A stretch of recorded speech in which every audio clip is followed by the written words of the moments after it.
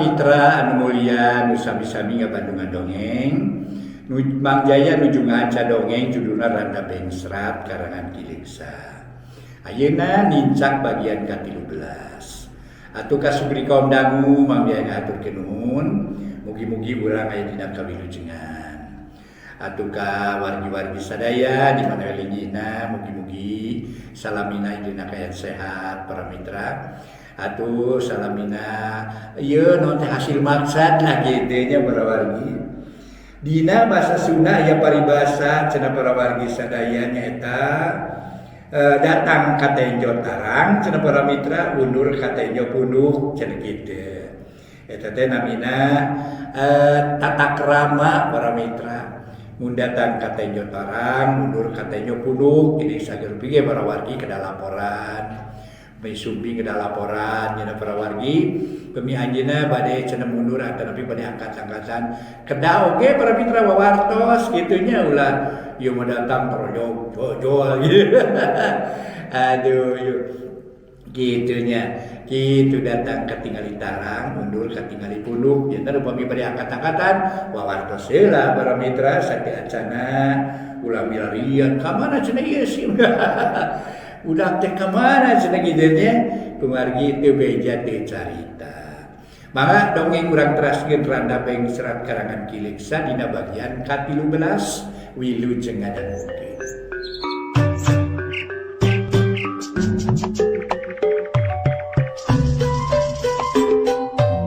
Para mitra kaum dangu, wilujeng tepang dangu sareng acara matuh dongeng enteng pangbeberahmana. Mang Jaya sapara kanca bade neraskeun hanca dongeng nu katunda carios nyambung judulna Randa Bengsrat karya Kileksa dina bagian ka-13. Kumaha lalakon Nyisari salajengna. Nah leres Nyisari teu damang, mangga atuh urang teraskeun kumargi Nyisari ayeuna parantos aya di tempat calon pimitohaeunana. Kumargi kunu janten Ibu Ramana Nyisari dijodokeun ka Mirja kitu para wargi. Para mitra kaum dangu, keur kitu torojol Mirja mawa cai teh sagelas jeung ubar yeut. Song dibikeun kasari nempo kitu mah kapaksa ubar teh di dahar. Sabab geus heula kecap nyebutkeun rieut padahal mah rieut ge lain rieut ku kasakit liut mikiran nasib. Ulemkeun atuh ngaracara damang ceuk Mirja leos kaluar deui. Nyisari peureum siga nu nyarek sare padahal mah ukur api-api. Da pugu boro-boro hayang sare cicing didinya sasat kapaksa.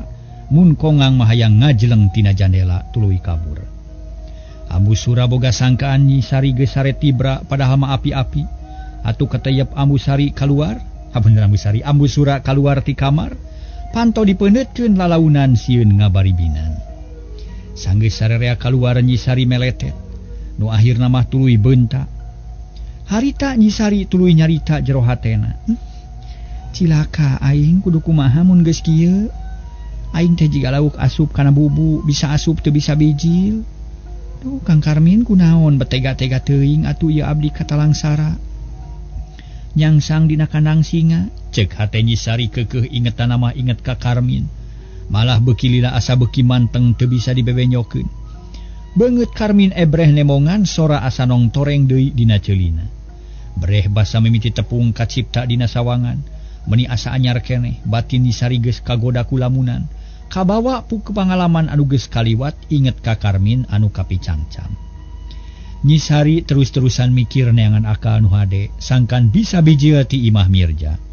Tapi susah milampahna sabab tadi geus nyebutkeun lieur mun menta idin rek balik teh bakal dihulag. Kabur we kitu teu pihadeun. Tapi rek naon cicing we di dieu da moal aya gunana. Duh. Nah, meni bingung-bingung teuing atunya. Nyisari ngusapan tarang susah lampah, bingung laku, bet asa kajirat ku akal Mirja. Kocapkeun di luar harita panon poe geus lingsir ngulon malah panasna ge geus pating moreret. Ari Mirja ngariung jeung Bah Sura katut Ambu Sura ngabadamikeun hasil badami jeung ading. Mirja, kumaha ceuk Mang Ading teh? Naon garapeun urang ayeuna cik geura caritakeun ka Abah? Daina mah geus puguh sarta geus salse Abah jayang geura nyaho. Kumaha putusanana? Cek Bah Sura nyokot hanyot ngejot paduda. Kieu Bah, urusan Nyisari teh teu aya masalah naon-naon, sagarupana ge lancar pokona teu aya halangan. Komo indung bapana mah estu atoheun we kadatangan kuring deh Bah. Hari putusanana kuring ditarima kalayan kabungahan sarta diidinan mun kawin Nisari malah mah soal waktuna ge pek etang tukeun cenah. Da ieu mah kuring rek wak cabalaka ka Abah iraha sanggupna ngawinkeun kuring teh bah ceuk Mirja. Ngebrehkeun hasil babadamian jeung Mang Ading. Puguh Bahsura teh meuni marah mai bakat ku bunga sabab harpanana kacumponan. Syukur bagja kamanyangan. Abah teh bunga ari ngadenge kitu mah. Heuh Abah rek dijalankeun sabab kitu pisan ka hayang Abah ge. Soal kawin mah enteng teu kudu lila-lila. Sabab panganten awewe jeung lalaki geus aya, kolot geus satuju waragan sadia. Nah rek ngadaguan naon deui kariprung we kadinya naha.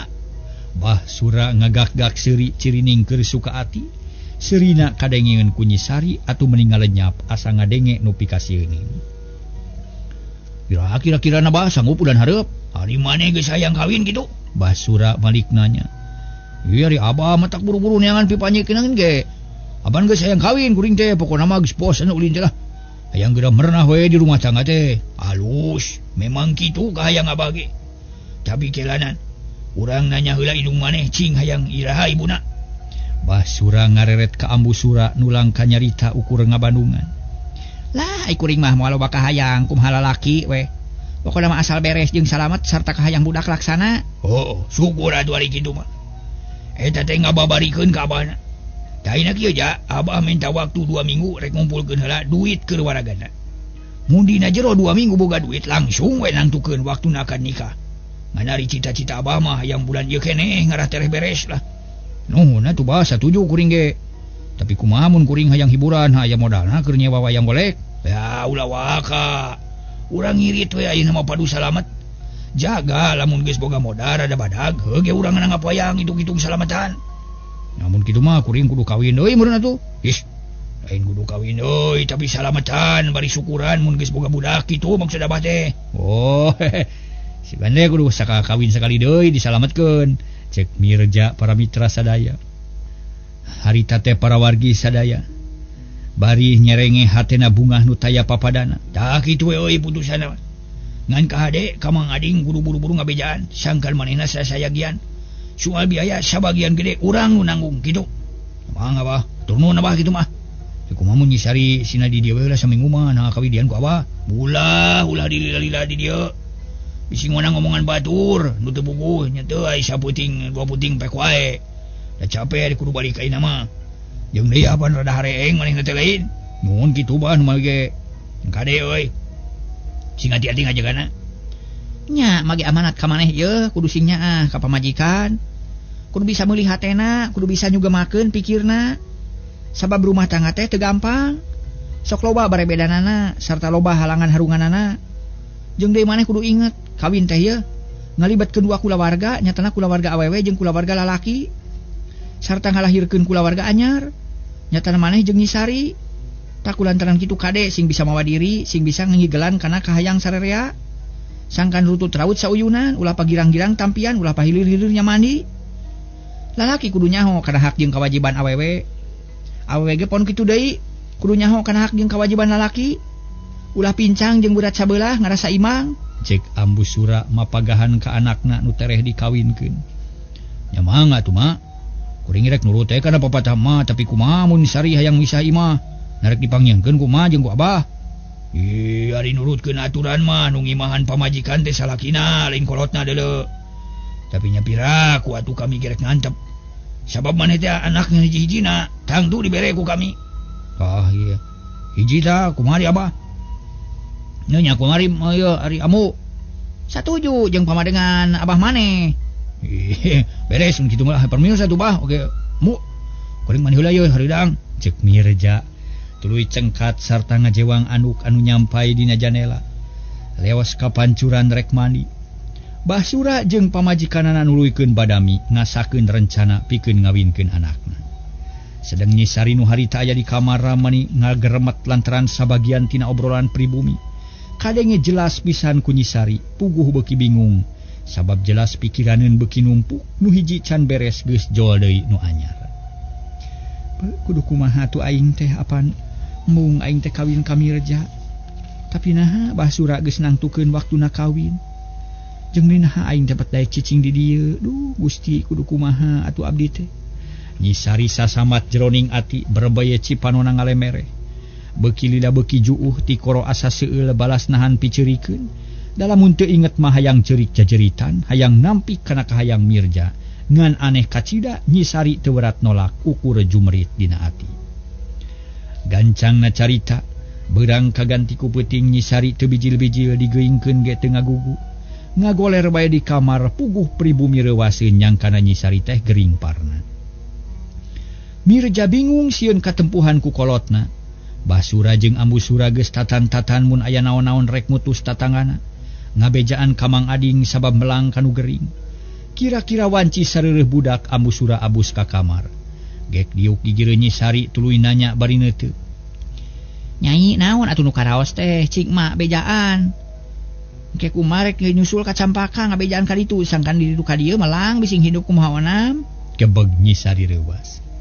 Bisiknya aya nyusulan ka indung bapana. Ulah ibu da abdi mah teu naon-naon ukur lieur meueusan. Rupina enjing ge sae da ayeuna ge tos rada hampang. Nya teh nyai teuing bobodohan. Ambusura atoheun. Nuhun ibu da teu naon-naon sabios ulah ngarerepot anjeun. Ah, teu nyai mah melang we bising kumaha onam. Pek atuh gerak ulemkeun ka inya. Ya geus wengi ye. Ambusura cengkat Nyi Sari disimutan tuluy kaluar pantona ditutupkeun. Nyi Sari ngahuleng kasusah beuki berat tungtungna korejat hudang. Ret kana jandela sababoga hate goreng. Hayang kabur ningalkeun imah Mirja tapi jorelat pikiran bener. Inget kakolotna lamun manehna kabur tada teuing genturna urang Campaka. Guyurna urang Campaka para mitra. Mang Ading jeung Bisar mah bakal wiwirang di kolong catang. Duh aing teh katalimeng kieu mah jadi kudu kumaha atunya. Naon nu bisa dipilampah ku aing? Ceuk Nyi Sari neuteub seukeut kana jandela teng ngalamun inget deui ka Karmin. Breh jiga nu aya nu nembongan ngalangkang dina jandela. Nyeh ngajak seuri sarta dina jiga anu nggupayan. Nyi Sari ngiseg ngadeuketan kana jandela tuluy ngadakom kana kusen. Kadenge aya nu ngaharewos perbawa lamunan anu manteng pisan. Sari, keur naon cicing di dieu yu urang ka imah akang? Nu kadenge ku Sari jiga sora Karmin puguh meniku mejot. Hayang geura indit ti imah Mirja kolotrak selot jandela dilaan. Kadenge asa tarik da puguh dina mangsa peuting nu sepi jempling. Berai jandela muka breh di luar meni poek mongkleng buta rajin. Teu katempo naon-naon bakat ku poek, rei bulu punduk Sari muriding teu wani ari kudu turun wanci kitu mah. Beu geuning poek ieu teh. Gerentesna tuluy jandela ditutupkeun deui di barung ku jajantung ratug. Hate sumaredet teu puguh rasa. Cungungung sora anjing babaung keak-keak sora gagak ti kajauhan. Atuh beuki keueung we harita teh Nyi Sari teu wani kaluar ti imah sabab keueung jeung geueuman. Tungtungna Nyi Sari nyuuh kana banta tapi teu daek sare, peuting eta karasana panjang pisan. Asalila rek tepung jeung subuh. Sabab batur mah saltali brasare ieu mah bet nyileuk bae. Akhirna para mitra di wetan hibar ku pajar. Manuk recet di sarada pate malanjeng pada baturna. Hayam jago raong kongkorongok di luar geus ganeng ku jalma nu ngaromong sabab peuting geus kaganti ku beurang. Nyi Sari buru-buru kaluar ti kamar maksudna rek balik ningalkeun Mirja. Moal rek bebeja heula tapi orokaya ditepas hareup geus nyampak basura. Diharudum sarung sarta sirahna dibengker ku anu. Bade siram nyai. Di ditu anukna di lebet tuh, sabuna ge di ditu, yung bak geus pinuh meunang abah di mak.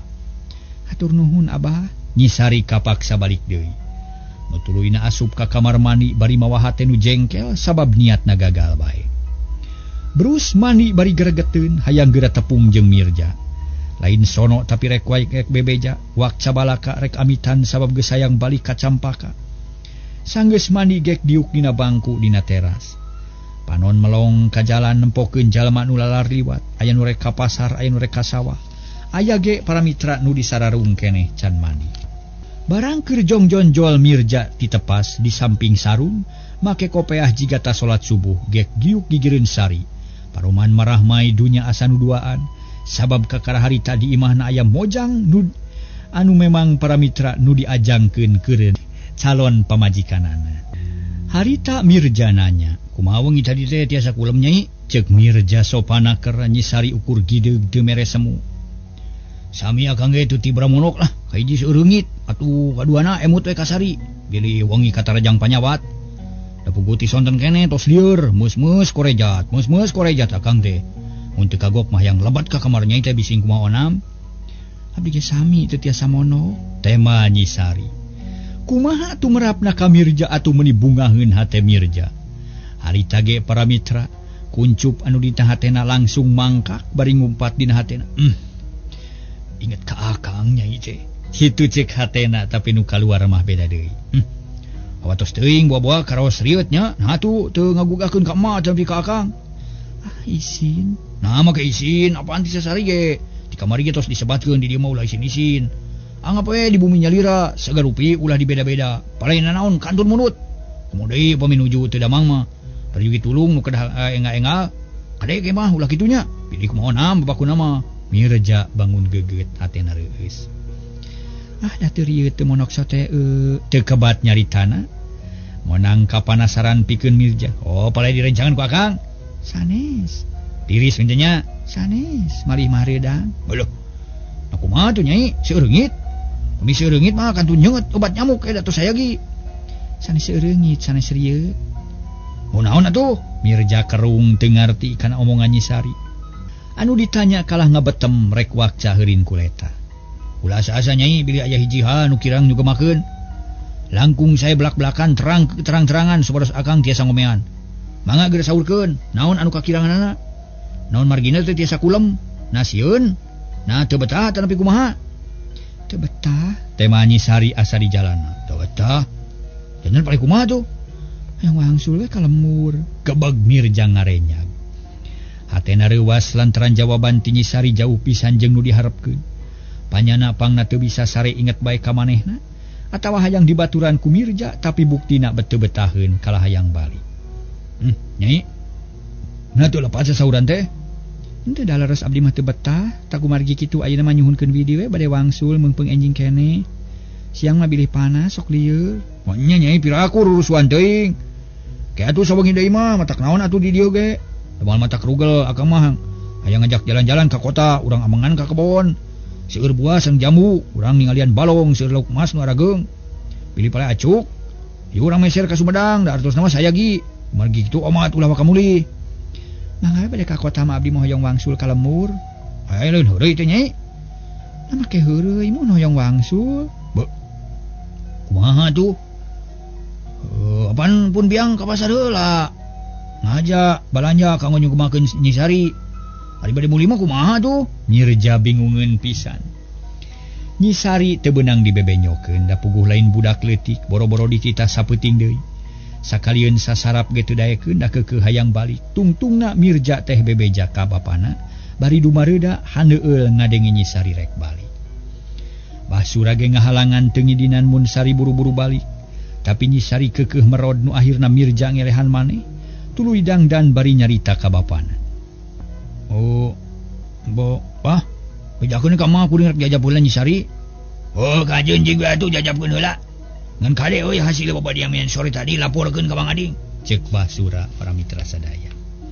Mangga bah, keun urang tepikeun. Mirja tuluy ka kamar dangdan garudas garidus bangun rusuh. Cabah hate teu tentrem bisi Nyi Sari miheulaan ini. Sanggeus tarap timah Mirja jeung Nyi Sari arinit ningalkeun imah Basura.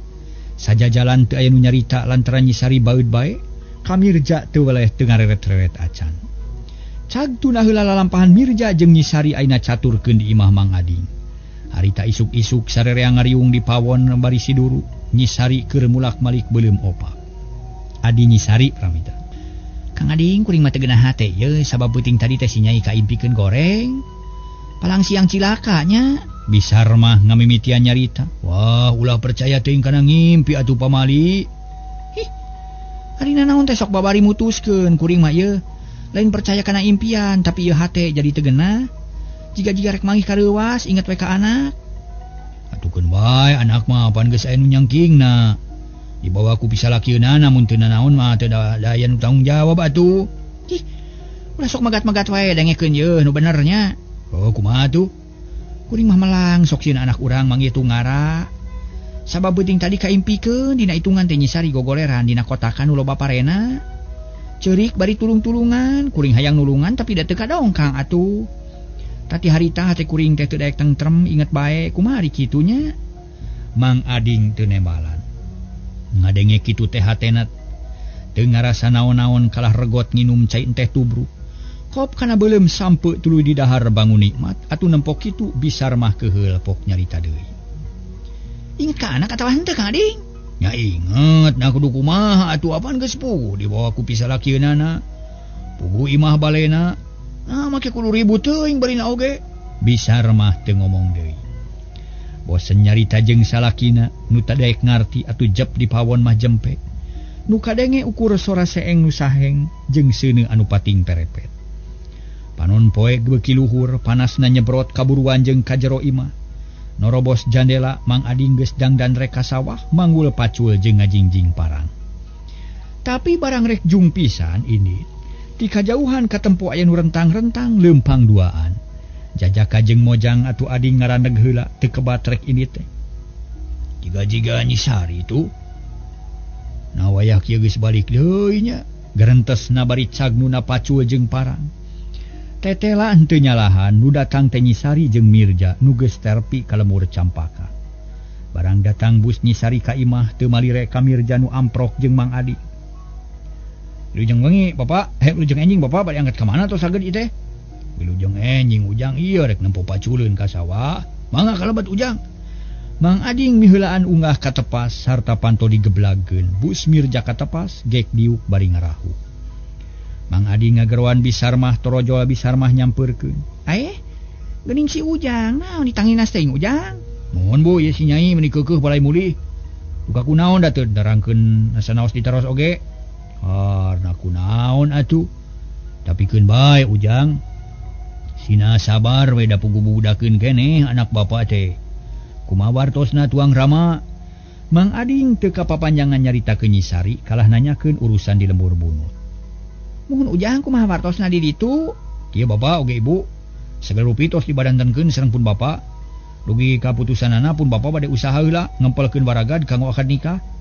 Pun Bapak nyuhunkeun waktos 2 minggu anu salajengna bade enggal ngawartosan ka dieu. Ngeunaan waktos nikah. Janten nikah teh moal langkung ti sasi ieu. Da hoyong enga-enga beres, tak kitu putusanna teh Bapak. Ceuk Mirja. Semunu hoream nyarita anu teu pati daria. Oh, jadi kitu nuhun atuh. Jang teu naon-naon dikawinkeun buru-buru oge bisi aya itu ieu deui engke. Muga-muga we segala rupana sing lancar. Tapi kumaha sikap Nyi Sari di ditu? Biasa we pa teu naon-naon. Mirja bingung ngabejakeunana, bisi indung bapana ngarasa kasinggung hatena. Biasa teh biasa kumaha Ujang. Mun biasa we sakumaha ilaharna nu anom ka sepuh. Hormat sopan ngajenan ka pribumi apa pokona mah teu nguciwakeun ya Pak. Nya syukur ari kitu mah Ujang. Da ibuna kitu cenah geuning. Eta teh si Nyai teh teu ngirakeun teu matak melang atawa hariwang nu matak teu kudu dipikiran da moal naon-naon. Bisar mah teu nemalan asa beak piomongeun kalah turuy ka pawon rek nyokot susuguh keur Mirja. Para mitra kaum nu mulia, Bisar mah teu nemalan asa beak piomongeun. Kalah terus ka pawon rek nyokot susuguh keur Mirja. Satuluyna Mirja jeung Mang Ading ngobrol ngaler ngidul saeutik teu nyabit-nyabit deui urusan Nyi Sari. Sabab ku Mang Ading geus dianggap beres teu aya nu mata atuh perlu dibadamikeun. Ari Bisar mah sabada nyuguhan semah tuluy muru ka Nyi Sari. Nu geus numpi di kamar siga nu embung tepung jeung indung. Kasampak Nyi Sari keur ngajajentul sisi ranjang. Bari carindak-dak puguh Bisar mah reuwas gek diuk di jireunana bari nanya lalauna. Aya naon ditu teh Nyai baceurik jiga nu sedih geuning? Teu betah mah teu resep teu hayang cicing di imah Mirja. Atukeun bae wayahna sakitu mah engke ge biasa. Yeuh, bisa we engke mamisah ulang hiji jeung mitoha jeung deui da teu kudu loba pikiran da seungah sote memehna geus jalan mah biasa we. Lain ku kitu mah tapi teu kebat nyaritana. Nah kumaha kitu? Bisar mah mimiti hariwang. Mun bisa mah bolaikeun we mah kuring mah teu suka ka Mirja teh inget we ka Kang Karmin. Kebeg Bisar mah ngarenjag reuwas. Sajongjongan mah colohok bengong tapi lila-lila sadar. Sabab geus kanyahoan ti kamari keneh ye Nyi Sari setengah dipaksa ku kolot. Atuh nyarita leuleuy ngalelemu hate Nyi Sari. Ulah kitu geulis ulah ngabibirang ka kolot sing inget lamun hidup kitu peta saha nu era pan kolot nya ari kuring kudu ngabelaan kanu kasusah kolot mak ari emak jeung bapa teu ngingetkeun kana perasaan kuring geus we nyai lah ulah mamawakan hal eta ieu mah sang hareupan nu sarupa hidup tetep kudu daek kawin ka Jang Mirja sabab ku bapa geus dijadikeun malah geus nangtukeun waktu pan kawin teh bieu Jang Mirja laporan yen kawin teh bulan-bulan ieu cenah hidup kudu ngarasa bagja sabab batur mah dibelaan duduku nyiar pelet hayang kitu teh ari hidup karidak we kari daekna milih nu kumaha deui ieu ceuk Bisarma ayeuna jadi terus-terusan ngalalemu ka anakna sangkan daek kawin sedengkeun bareto mangahalangan kana niat salakina Nyi Sari teu nemalan sabab boga rasa yen ngomong ge taya hartina dabongan pamadegan indungna teu bisa dirobah tungtungna Nyi Sari mebeutkeun maneh kana kasur nyuuh bari inghak-inghakan. Nempok kitu Bisarma samar polah akhirna anakna ditinggalkeun. Ditinggalkeun sorangan tuluy nyampeurkeun ka tepas. Barang rek gek diuk kepok Mirja nyarita. Oh bapak abdi teh sanes kirang sono ieu teh nanging dinten ieu teh saleresna mah gaduh acara ieu teh. Bade ngalereskeun ical galuh muning sareng banarna. Kumargi kitu bade amitan we Bu, oge bapak. Cek Mirja tuluy munjungan ka Mang Ading jeung Bisarma. Lah aing teuing atuh Ujang. Mun kapaksa buah margi aya repot ieu abdi teh. Engke sanes waktos lah. Bade ka dieu punten we titip Nyi Sari nya bili aya kapalaina mah. Engale wartosan abdi. Cek Mirja aksi pisan. Mang atuh Ujang keun ku ibu ke moal diabur da ayeuna ge sanggeus amitan. Mirja ngingkig balik hatena teu pati sugema. Sabab nyaho Nyi Sari teu pati ngadep ka manehna. Malah aya tanda-tanda rek rubet da manehna balik ge teu nemonan. Tapi para mitra Mirja teu leutik hate. Sabab pageuh nyekel kecap kolot. Nu tangtu bisa dipake patokan Su'a Sari mah babari bisa diolo atawa dipaksa kitu ceuk pamikir Mirja. Kacaturkeun Mang Ading jeung Bisarma harita guntreng nyaritakeun kaayaan Sari nu sanyana. Dina akhirna Mang Ading nyokot hiji putusan pokna teh. Keun urusan Sari mah ulah dipake bingung manehna. Budak mah kumaha kolot we, ceuk kolot hideung. Mun teu ngagugu, kapaksa kudu dikerasan. Kitu ceuk Mang Ading tandes naker. Bisarma teu ngomong deui kapaksa kudu ngagugu ka salakina. Cik si nyaina sina ka dieu urang papatahan. Leos Bisarma muru ka kamar Nyi Sari. Teu wudu rada lila ari sabab Nyi Sari teh seuseut daek. Sanggeus araya ditepas gek Dariu. Nyai, bapak terek nanya. Kumaha daek dikawinkeun ka Mirja? Mumpalah batalkeun we, Pak. Jawab Nyi Sari tandes. Ke heula ulah waka nyarita kitu. Ayeuna jawab heula pertanyaan ti bapa hiji deui. Naon sababna make mung? Teu suka ka Mirja teh da hayang abdi mah ka Kang Karmin. Yeuh Sari. Si Karmin mah geus moal bisa diharepkeun sabab manehna lain pamuda bener. Geus kacaritakeun badegong jeung lenger atuh saja batik kitu ku hidup ge geus kanyahoan. Yen si Karmin mah teu tigin kana janji. Ingkar tina subaya lunca-linci luncat mulang ingkar tina kali gadang. Jeung deui teu boga rasa tanggung jawab. Dah kulantaran kitu geus ulah diingat-ingat si Karmin. Mending oge ladenan Jang Mirja nu geus puguh jujutanana. Mun abdi teu suka sareng teu boga kumaha atuh Pak? Ari kasuka jeung kabogoh mah bisa nuturkeun. Nu penting hidup kudu nyaah kana diri, kudu karunya ka kolot sabab lamun hidup teu daek kawin ka Jang Mirja, bapa jeung emak bakal wiwirang. Bapa we nu kitu teh mah nama ke daek ditarima atuh. Mun sieun wiwirang mah emak we kawinkeun ka ditu. Ceuk Sari bari cengkat rek abus deui ka kamarna. Atuh puguh Mang Ading ambek rikat ngajewang leungeun Nyi Sari bari molotot sarta diuk. Diuk, rek mana sia Sari? Nyi Sari ngarenyag bakat kureuwas. Tuur karasa leuleus sarta beungeut menipias. Gek diuk para mitra setengah mebeutkeun maneh. Jajantung ratug hate sumeblak sabab kakara harita disentak kudu jadi bapana. Kumaha tuh Bapak? Dengekeun Sari, maneh teu meunang ngalawan ka kolot. Lamun teu ngagugu ka kolot ngandung harti rek ngawiwirang ka bapa jeung ka emak.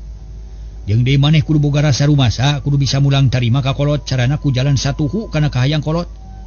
Jadi maneh kudu ngagugu, kudu kawin jeung Mirja. Mun abdi teu nurut, moal di aku anak ku kami, cig we init.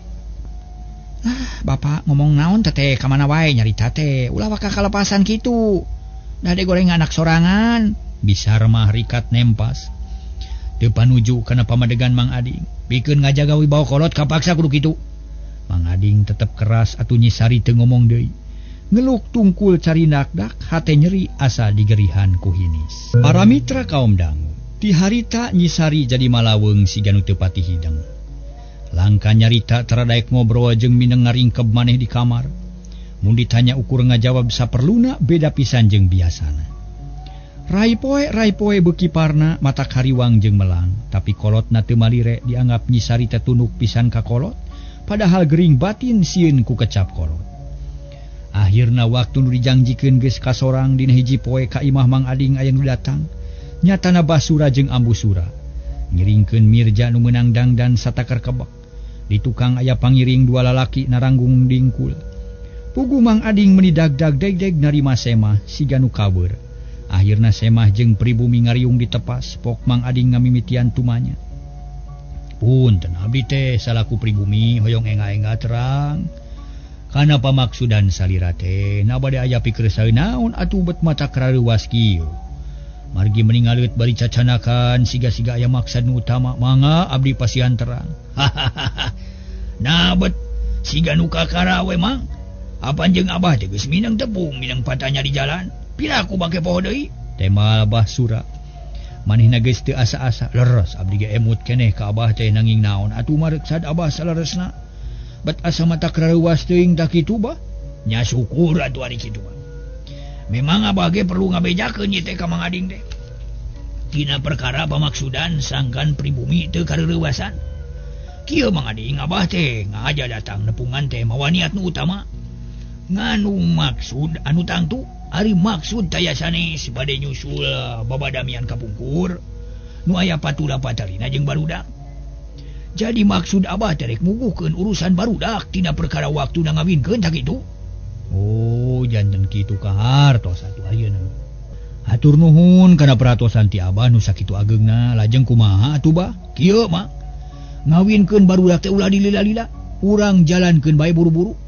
Sabab di engke-engke ge sarua bae moal aya untungna. Kahiji barudak geus patali janti, geus patali janji atuh kaduana kolot geus satuju, katiluna waktu nu alus teh aya.